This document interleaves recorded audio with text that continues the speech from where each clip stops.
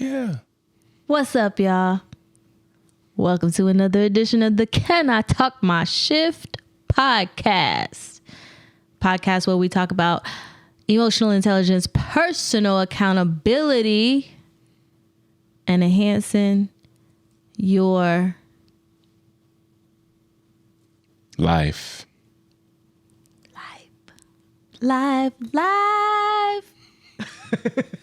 Yes, this is the number one place for emotional management and emotional intelligence, y'all. So we welcome you with open arms, open mind, and most importantly, an open heart.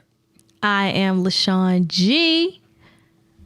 This is my main man squeeze host, Samuel Walker.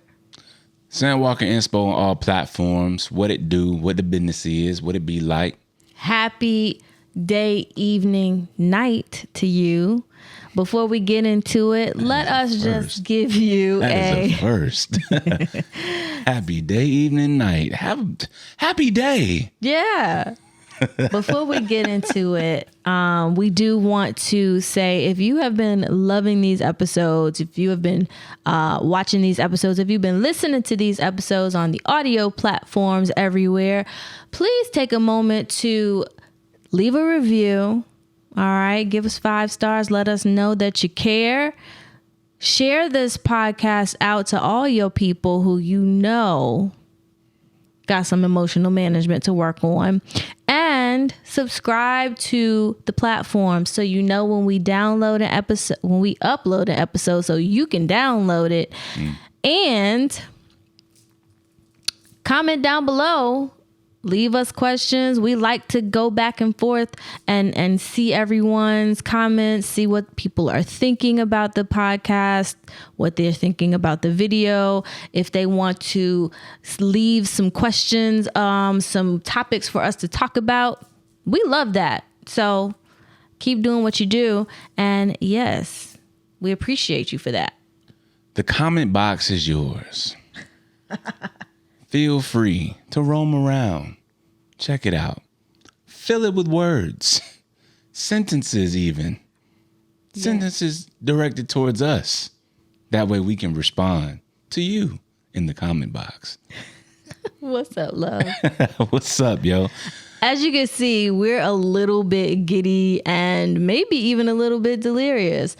But it's just us, you know. Today we are doing this episode because, you know, we're keeping it light because we have had a week of all weeks. Let's just say that. And so this is our outlet, right? This is where we come to like let our hair down, take a breather, decompress. And one thing that I feel like we should talk about today is accountability. Okay. Accountability. We putting something on the table?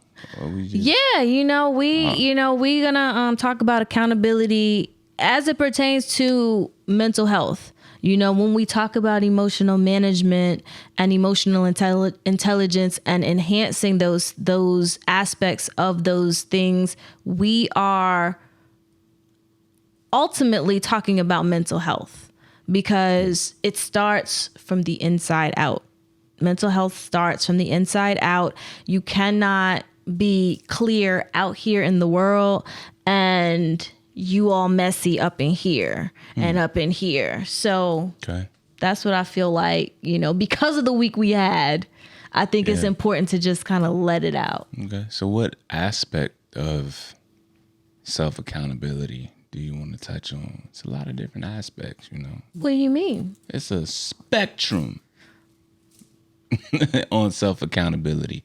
Are we talking about accountability in the relationship with self-accountability where it involves someone else, and is that other person a family member? Is it a romantic partner? Is it a child? Is it a business colleague? Or is there self-accountability for information that you're spreading, knowing that it does not have a credible source? There's a lot of different ways that we can approach self-accountability in different, situations raising situational awareness. Which dynamic do you want to touch on today? I think we should touch on the aspect of accountability in regards to, I would say, relationships in general, you know? Okay. I think that with everything that we've experienced, we've had to keep each other in check and afloat, right? Yeah. Making sure that we're in our good mind state, that we are acknowledging the things that we've experienced in our life. But I also think we've had to acknowledge the accountability that hasn't been present in a lot of aspects of experiences we've had. Boy. So, yes, accountability in regards to relationships with family and friends, your partner, your colleagues. Okay. That's what I want to talk about. Hey, so check this out, yo. I love that, by the way. I love what you're saying. I love where we're going with the conversation. To you out there in video land, audio land, if you're listening, if you're watching, if you're doing both, in the car, on your laptop, on your phone, in your headphones, on a Bluetooth speaker, I want to put this out as a challenge to anyone listening, because we've already challenged ourselves in this manner. I challenge you to create a better vetting process on giving people attention in your life. New people, newcomers in your life, I challenge you to create a superb vetting process. Yes. So that way, this self-accountability thing can really hit home. And really start from the inside out. Yeah. Because a lot of the times what I'm realizing is, man, we be looking for someone to put that blame on, and we never really turn to ourselves and be like, man, I knew that wasn't going to work. Mm-hmm. I knew that right there was that one red flag that I just decided to, you know what I'm saying? So maybe we need to talk about vetting processes a little bit. Watching out for the red flags. Or the black flags. The very neutral flags. Or the white flags. Where do we start? The white flags, yo. So we had a week. We've had a very interesting couple of months. And we got sent on a roller coaster, right? On a roller coaster. As you all may know, if you follow us on all of our platforms, if you've been following us for a while, we're advocates of improving self, which improves mental health. Mm-hmm. In the mental health space, when people talk about being mental health advocates, it's a very broad term. And so what we like to touch on is the role that we play in our own suffering and our own detriment to our own mental health, right? Mm-hmm. Working, like Bay said, from the inside out. That is where we like to harp on and focus. And what I realized throughout this process over these last 3 months is that when you start to talk to certain people about them being mental health advocates, they tend to have a different approach, a different view on mental health. And that view tends to be outside in. And so I just want you to follow us for a second, because this can show you right out the gate if you align with somebody or not. Mm-hmm. Because at the end of what we talk about, we're going to express to you that we did not align with a certain opportunity. But looking back, the approaches were completely different. Right. And we were trying to see if there was a way to synergize in our I don't know what you would call that. It's not like it's not like we didn't agree. It's just different perspectives, different points of view, different vantage points. Right. You know what I'm saying? And so I think using this example will kind of open up that door for us expressing like how we can vet certain instances, certain opportunities that we get, right? Whether that's in the workplace, if you're working for a company or if you're an entrepreneur, and really figuring out if there's a synergy there and if it really makes sense to do what you're doing versus taking a shot in the dark, hoping that it's, you'll land somewhere on the bullseye. Right. And when we do that, we have to, again, start from the inside out. So even when you are vetting someone, you're vetting some opportunity, you have to be sure that from an internal standpoint, one, does it feel good to you? Does it align with your morals and values? Does it make sense for the season that you're in? You could not be in a season to take on an opportunity, and that's okay. It's not that it doesn't align, but might not be the season for you. Yeah. Let's go deeper. So how you want to go deeper? Is it not aligning because you're moving, you don't really know where you're moving from? So do you know what you have on your hands?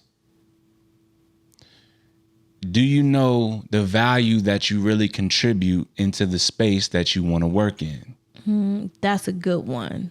Because then that'll allow you to understand how your approach is to the said opportunity or relationship. Because sometimes we stop right there at that point that you're saying. But when we go a little deeper, I feel that it's important to do that because we need to know the headspace that we are in when we approach these things day in and day out. Right. Some of us really think when we get the opportunity, we internalize that as this is my only shot. So I gotta make it work, which then puts us in a mindset of lack, disparity, and you start to make desperate decisions. Right. Which then causes you to not see things as they are, but you project and you start to see things as you want them to be. And this is where self-accountability can get really tough. Right. And that's what I mean by the different layers and levels. Yeah. Because what you said is important. It's super important, right? But we gotta work our way from the inside out to that point. So I challenge you to really ask yourself specific questions like, what do I think about myself and how I contribute to the change that I want to make in the world? Simply flat out right there. Am I approaching this as someone else, or am I approaching it from my own understanding? Do I think I'm valuable enough to make change or contribute to change in a space? Which is a worthiness conversation. Right. Have I really been doing my homework to learn about the space so that way I can contribute to conversations or change? And am I doing this for me, or am I doing this to be of service? And either one is okay, but you got to be real with you. We got to be real with ourselves. Right. If we're not brutally honest with where we are. Yeah. If our mindset is in the space to receive that we are seeking, and if we are looking for some external validation or if we are looking at the internal Right. validation. Are we looking at ourselves and saying, I can do this? Yeah. I absolutely can have the space, hold the space, be in the space of said opportunity. Yeah. Whether it's this relationship with this person, this partnership, this company, this enterprise, whatever. Are we looking for the external validation of other people saying, yes, you can do it? Or are we looking to ourselves and saying, I got this. And this is what I want to do. Right. You and know? I'm committing to it. Yeah, definitely. I think, like you said, it really all boils back to self at the end of the day. Mm-hmm. Whether you're having the time of your life or you're having the complete opposite. You know, it all is perspective and how you internalize things. Because whatever you internalize, you will express at some point. Right. You know, so yeah, I challenge not only, you know, the listeners and the viewers, but us as well. You know, I always challenge us to do these things, to do that real good inner work every day, man. It's not just you do it at one point and then that's it. You know, you got to vet yourself too. Right. When you're talking about, hey, is this thing right for me? You have to look in the mirror and say, am I really right for this? Yeah. And that's not coming from a lack perspective. It's coming from a, you know, have I done my homework? Have I done my due diligence to be in the space as the 100% authentic person I need to be? Yeah. Or am I going to walk in this space with a mask on? Yeah. Am I going to show people what I think they want to see? Or am I going to show people who I am, what I offer, and a way that I can bring value to them? Absolutely, yo. 10 out of 10. Yeah. 10 out of 10. That accountability really, and vetting from the inside out, It empowers you. Yes. It empowers you. I think there's a lot of so this is not I don't even know what to call it. Look, this is just my own beliefs, my own thoughts on this, my own understanding from just reflecting on my own life. But I think that when you are looking at your vetting processes, you're looking at the challenges that you're facing, again, on all spectrums, from an outside in, meaning that everything external is affecting you internally, it puts you in a victimhood mindset. Yeah. It makes you the victim. Whereas when you come from the inside out, and while we're giving you all of these tools and these questions to ask yourself, because it puts you back in the driver's seat of empowerment, of true self embodiment, but also empowering yourself to really understand that, you know, a lot of how you view the world is really the cause. It's not really the other people. You know, some people say, well, nah, the world can make you mad. It's like, not really though. I know that's hard to really embody and understand, but truth be told, it is really your reference point for how you think you should be responding to the thing that's coming in. Where if someone taught you a million other responses except for the one that you default to, you would have a better understanding. And then you would have the selection or the choice to choose how you want to respond. Right. Which gives you ultimate power in a situation. Right. If you don't have to default to one thing that you learned on how to respond when you were a child. Right. I think we all, at some point or another in our lives, have put ourselves in victim mode. Like, put ourselves in the victim driver's seat. And for whatever reason, maybe we put didn't yourself in the have passenger seat of your own car. It's wild. right. That's wild. Like maybe you didn't have the verbiage. Maybe you didn't have the language to really know I'm making myself a victim. Mm-hmm. But as you have different experiences, as you talk to different people, as you learn, as you gain knowledge of really what that looks like, you now are in a position. And when I say gaining knowledge, I mean, you're talking to you're if you've experienced a traumatic event, you've sought out therapy. You've sought out talking to somebody else other than yourself to gain other perspective. And when you've done that, if you haven't looked at a situation and said, okay, yeah, I've been putting myself in this victim mode for a minute. Yeah. How can I look at this from a perspective of, this is my experience. This is how I used to respond to it. I understand how that makes me the victim. I'm going to shift because that is not an empowering state.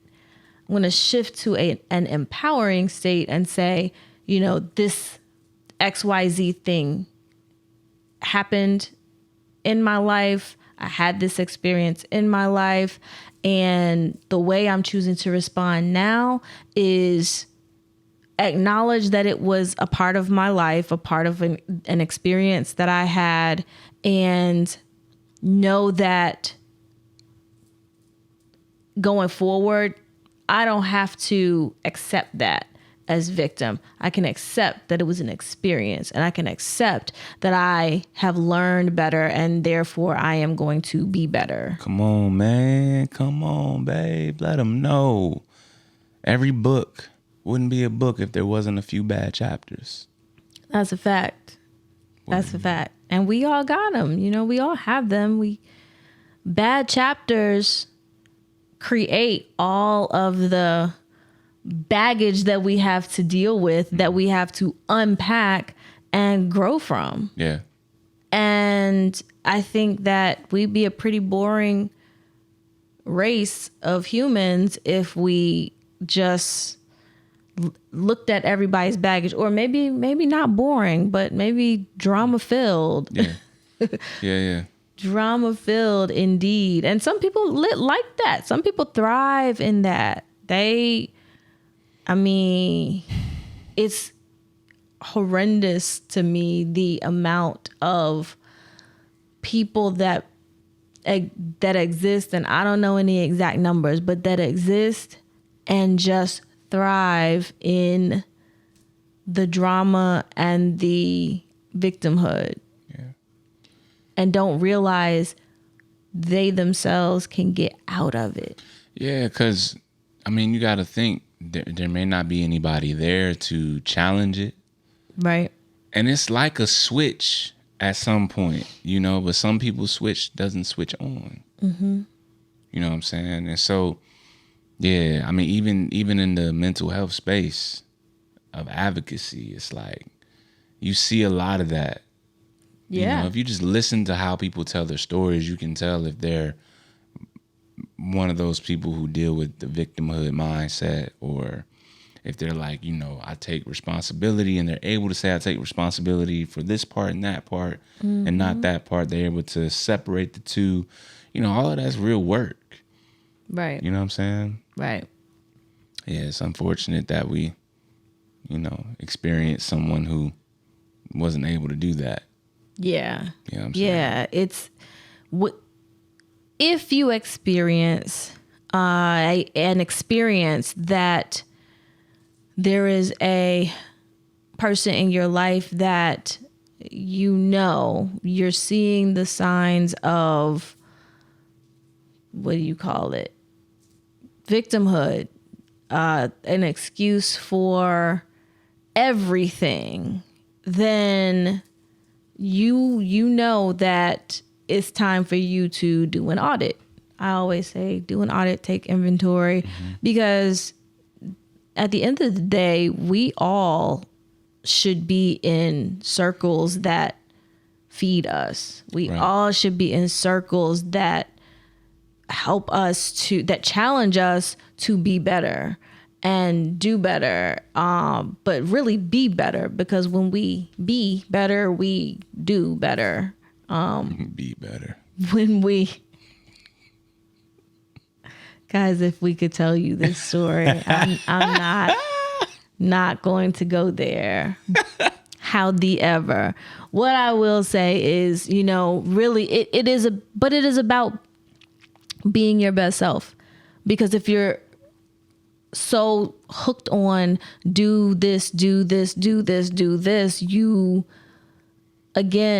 start to show your representative. You start to do things based on what you think people want and what you think is going to make people happy. And, I really speak a lot now in mindset from a former people pleaser's perspective.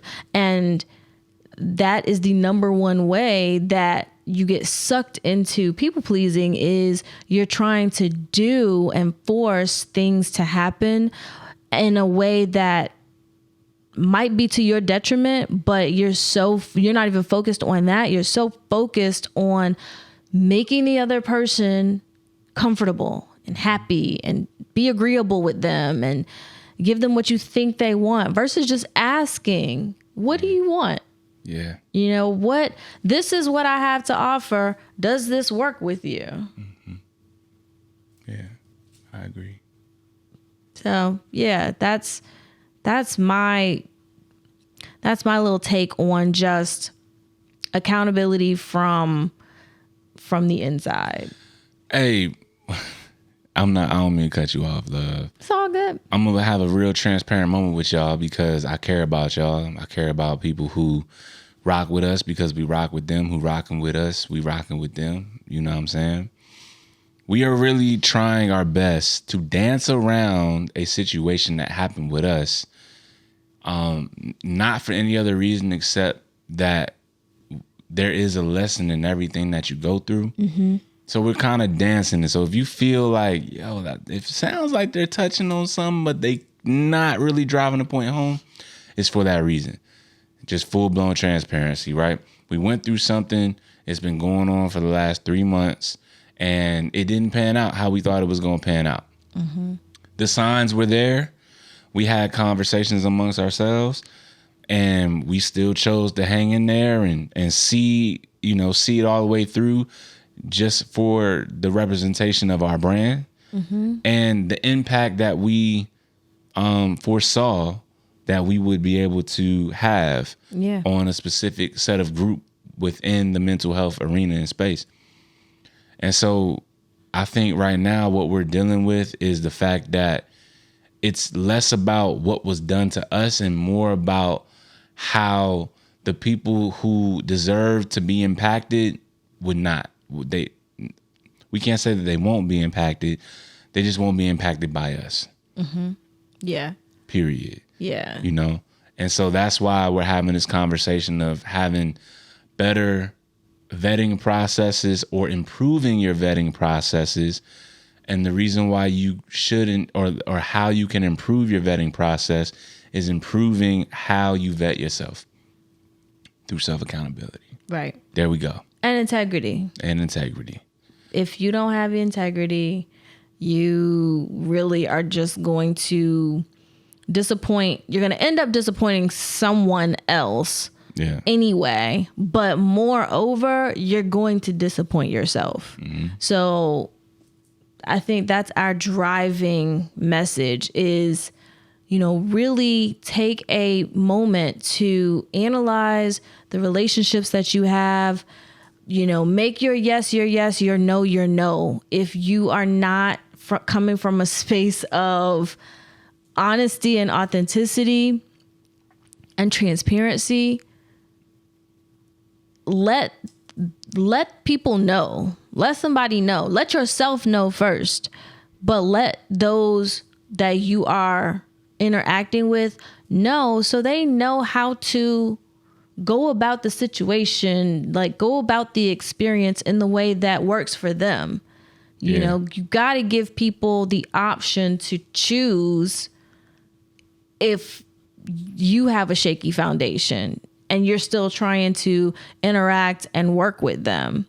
If there are things that are prohibiting you from delivering on what you say you're going to deliver, on how you are going to commit in said relationship, let those people know. Like, be honest with them, because if you're not honest, it's going to come out. And it may not come out soon. It may come out later. It may come out very immediately. It may, depending on the relationships that you're trying to create and cultivate. But just be in a space where you are open and you see the possibility of holding yourself accountable so that you can serve others from a very authentic place. Yes. And just to add on to that, there is an obscene amount of strength in truth. Mm-hmm. And there is, on the very opposite end, an obscene amount of weakness in lying and omitting. And so if you're the type of person who's dealing with struggling to get the truth out, not for any other reason except the funnel in which you're trying to tell the story or tell the scenario or the circumstance, and you've actually like perfected it to where it has to come out in a perfected way, that right there should let you know that you have an issue with telling the truth. Because a lot of the times, majority of the times, the truth is very simple. Right. And so when we have these elaborate stories and we have these elaborate explanations for things, that's a sign. Right. It is. It's a sign. Now, are there some stories that need context? For sure. But every single story, though? I don't know. If you tend to exaggerate a lot, that's a sign. Mm-hmm. It's a sign. You know, especially if you're one of those people who can feel like when you're carrying weight, usually it's the weight of your own decisions. Yes. Yes. People wear the weight of their decisions. You know, and we'll save that for another episode. But people wear the weight of their decisions, and it actually shows physically. Yeah. You know what I'm saying? But yeah, I just wanted to say, there is so much strength in truth that it's actually like your ego almost is afraid. Mm-hmm. Right? Like, it's the weirdest thing, you know, and that's kind of diving into the whole spiritual aspect of mental health challenges or challenges with mental health and things like that, you know, so I won't get too deep this episode, but yeah, there's strength in truth. And the thing that we all need to figure out and practice is, how do we just tell it?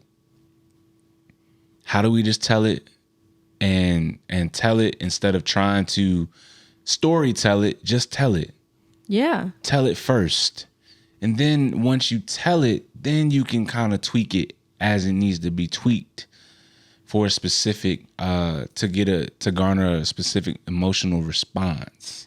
I think, though, we also have to remind people, you know, even in telling a hard truth, there's a way to do it all. You know, you can tell the truth. When you tell the truth, it's a good idea to, you know, come from a place of love. You know, just because you come out and say something and blurt it out and you're so blatant and you're saying to yourself, well, that's just the way I am. But did you have to have like no tact? Probably not. Yeah. You know, there's a way to express yourself to someone, telling a truth, sharing the truth with someone, even if it's a hard truth, even if it's going to, you know, cause maybe some friction. The friction will probably be there for this amount of time versus if you come out and if you just blurt it out without regard to how anyone is going to take it, how they feel about it, that can be to a point where it's unforgivable. Yo, be honest. Just be honest. So when I say that now, to add on to your point, be honest with being honest. Meaning, if someone did something to you and now you want to address it, and it's your friend, but you're not really good with addressing things that make you feel a certain way, say that before you actually talk about the thing that you're addressing. Example, yo, I'm not really good with confronting things. So I'm going to try to do the best that I can with this right now because I rock with you. But you did do something that rubbed me the wrong way. And so I'm going to just allow me to talk through it because I'm not really good in this space. Honesty. But we be trying to front like we're supposed to know and have tact, but we ain't never done it before. Right. Be honest. You know what I'm saying? Be honest. Yo, man, I am furious right now. I'm so furious. I can't even listen. I need a moment. And I'm going to come back to you and finish this conversation. Right. That's an honest thing. If a person tries to keep you in that so that way you can just burst, then that person's not for you because they're not trying to hear in the right manner. Right. They want to be able to have something to use against you later. They're not open to the possibility of having a hard conversation with love. Right. So be honest about your honesty. It's work. Yes. It is work, but it's beautiful work, man. You know what I'm saying? It really is. It actually does bring people together when you are honest in all facets and you're coming from a place of love. You are considering the other person's feelings. You're considering the other person's situation. I mean, even if you're looking at this from a work standpoint, you know, if you're just honest, you don't have to shed all of the details, all of the little ins and outs and nuances of whatever it is. Just be honest. And if you come from a place of this is what I know, this is what I don't know, at least the person will be that who is receiving the information will be like, you know, they'll have a moment in their head where they can show compassion. They'll give you some grace because you're laying it all out on the line. You're laying out, here's what it is. You know, I messed up, whatever the case may be. I said this, but I really meant that. Yeah. I said this, but instead it was that. And then you have to go into why. Don't just say I did this, but I really meant this.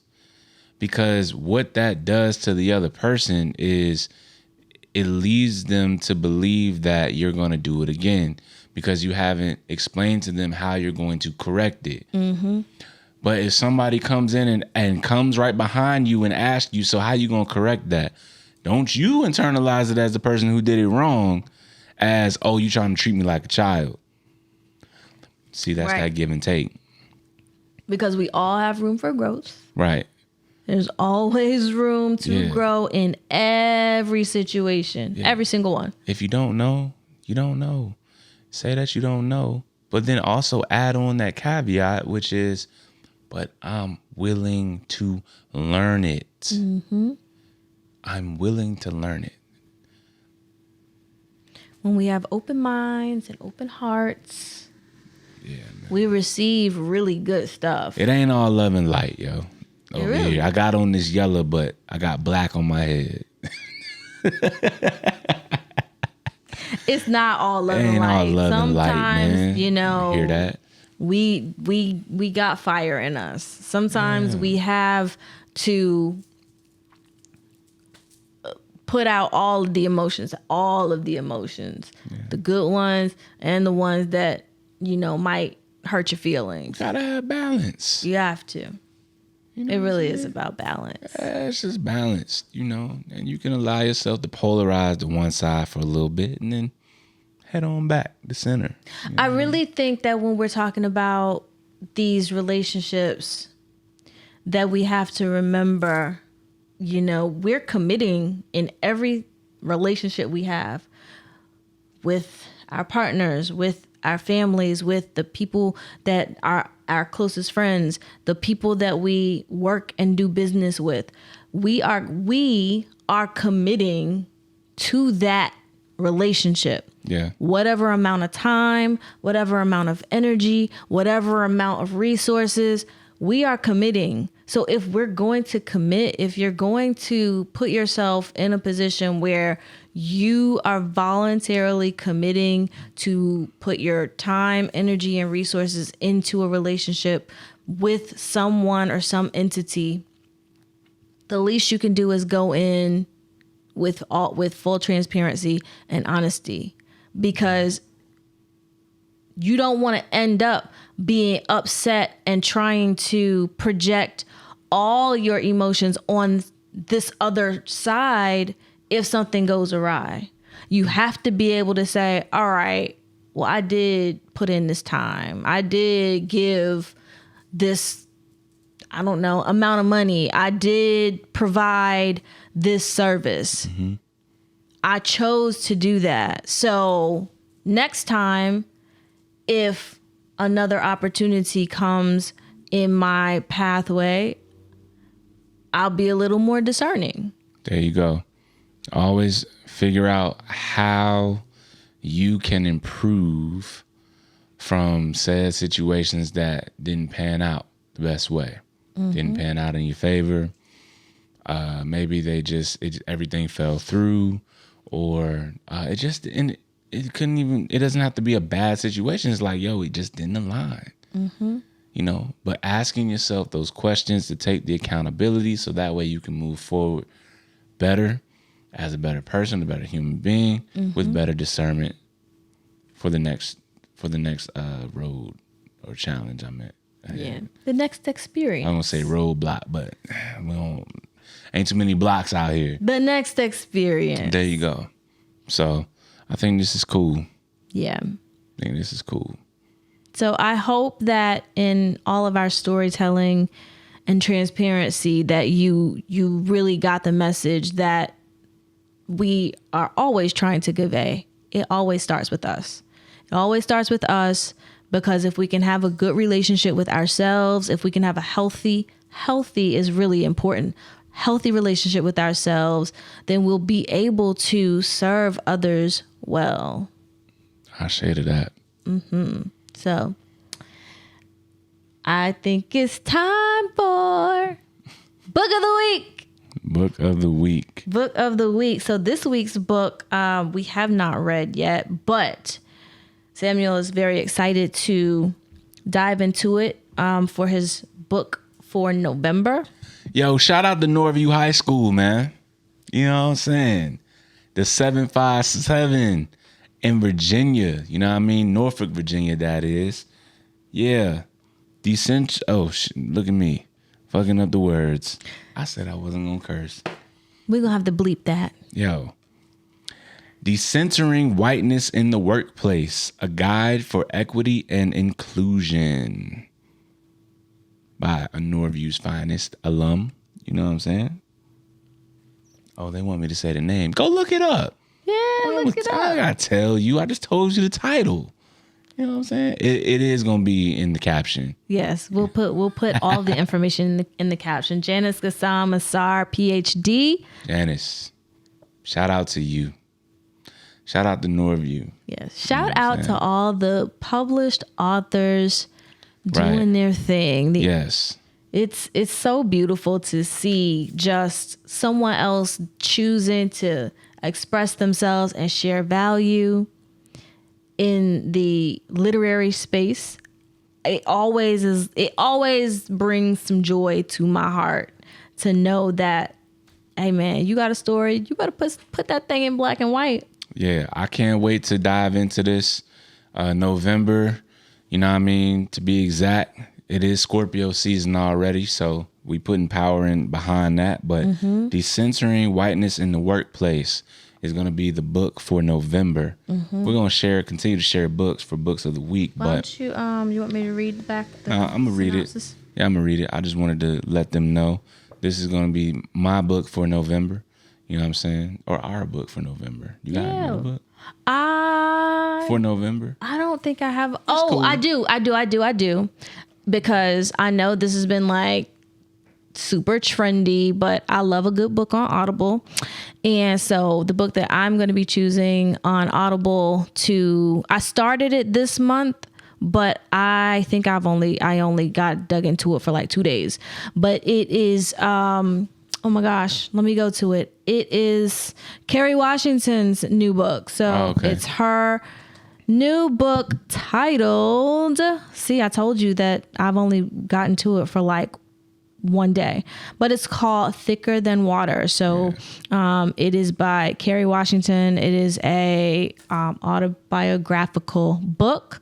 And then the next book that I am going to get, some people might say something to me, but it's going to be Worthy by Jada Pinkett Smith. I'm excited to dig into it just from a standpoint of I really am somebody who likes storytelling, and no matter what you feel or think about her or her family or their situation or their dynamic, I love storytelling. So I'm excited to hear what she has put out in words. But for right now, I'm going to be listening to Kerry Washington's Thicker Than Water. You ain't got to justify no reason why you like a book. Read that book because you want to read it. There you go. Feel me? That's it. Yo, Janice.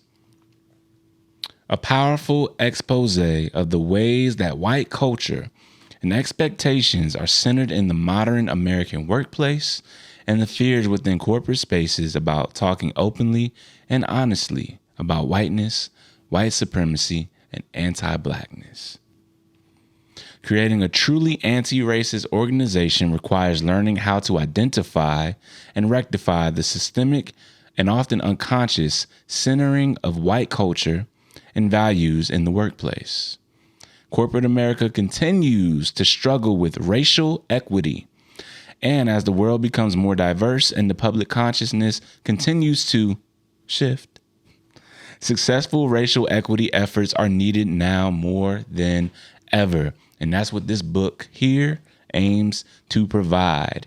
Decentering Whiteness in the Workplace, a guide for equity and inclusion by a Norview's finest alumni. I'm so proud to say that, man. Yeah, I know you are. So proud, man.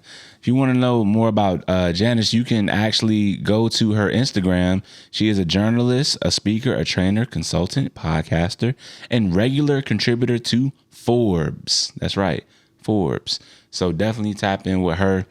Again, this is the book for November for me. And yeah.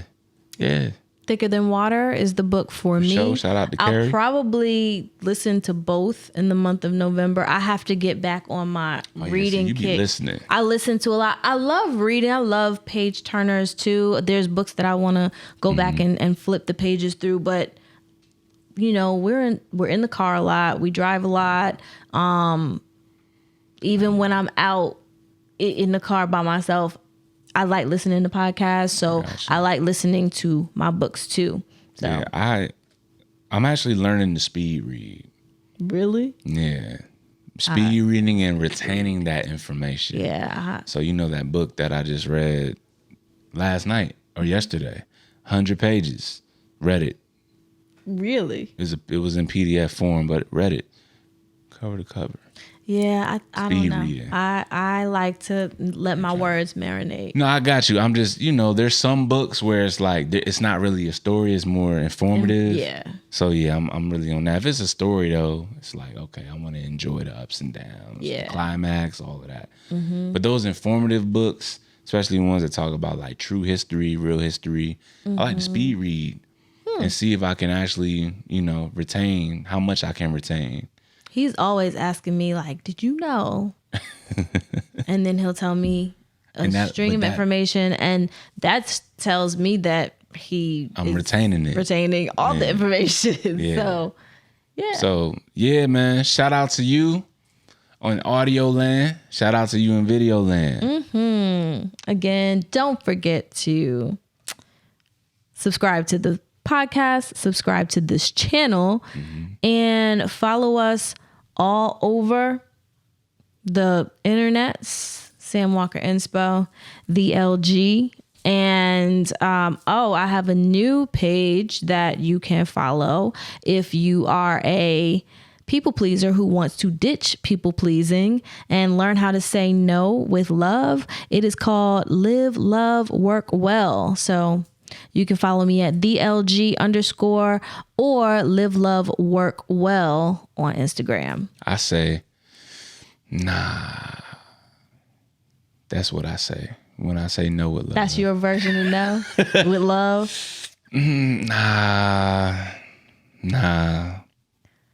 And that's a great way to say.